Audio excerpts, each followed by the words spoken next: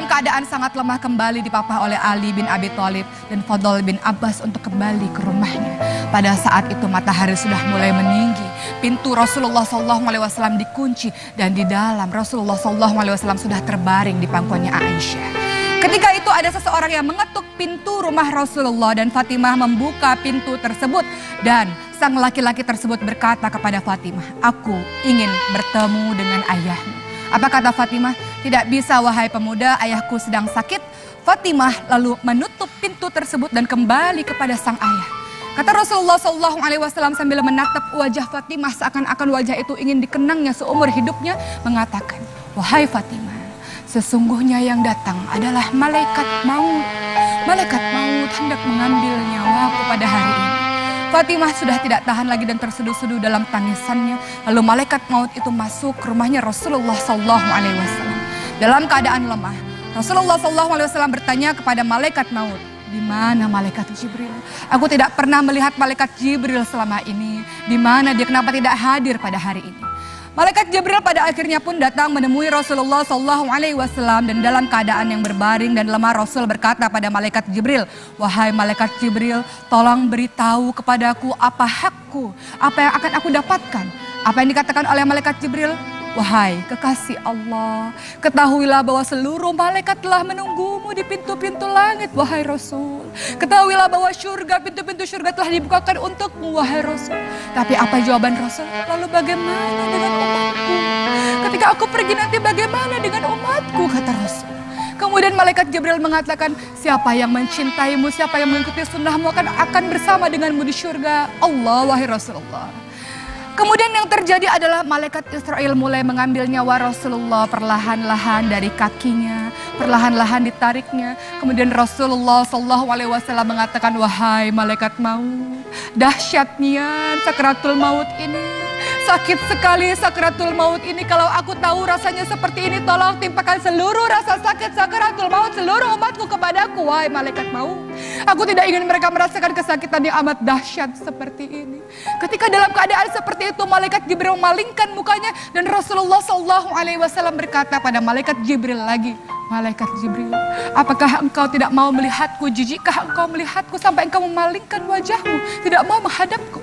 Apa yang dikatakan oleh malaikat Jibril?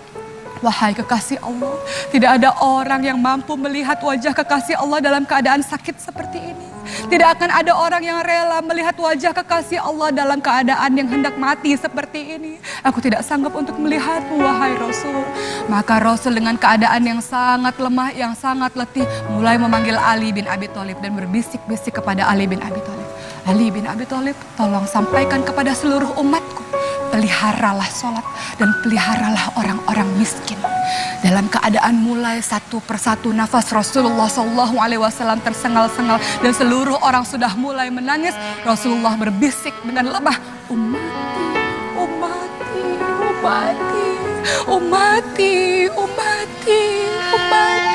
Rasulullah SAW memikirkan keadaan kita, keadaan umatnya sepeninggalan Rasulullah SAW. Apakah taat kepada Allah atau maksiat di jalan Allah Subhanahu wa Ta'ala?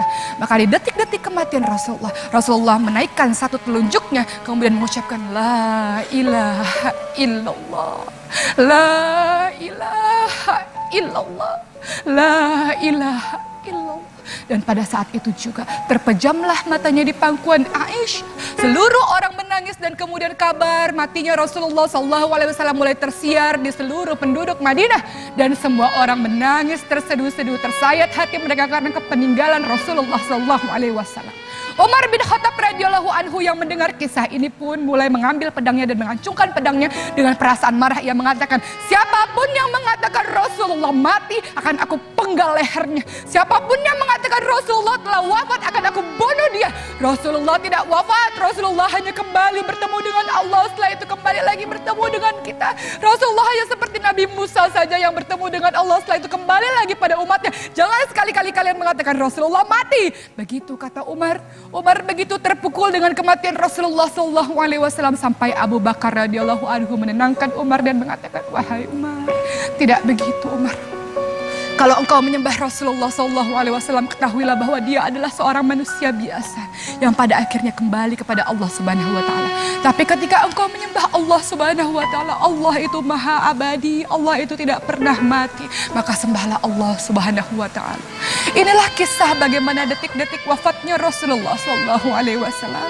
Kita mengaku mencintai Rasulullah, maka apa bentuk aplikasimu dalam mencintai Rasulullah? Perkataanmu, salawatmu, dan tindak tandukmu untuk mengikuti sunnah Rasulullah adalah bukti cinta kepada Rasulullah. Kita mengaku rindu pada Rasul. Tentu pada satu hari kita ingin berkumpul pada Rasul di syurganya Allah. Mudah-mudahan kisah kematian Rasulullah ini menjadi satu pembelajaran bagi kita untuk senantiasa ingat mati. Dan secerdas-cerdas orang, kata Rasulullah, adalah mempersiapkan perbekalan untuk menyambut kematian kita, untuk pada akhirnya bertemu dengan Allah sang kekasih abadi dan Rasulullah SAW. Mudah-mudahan bermanfaat. Terima kasih. Wassalamualaikum warahmatullahi wabarakatuh.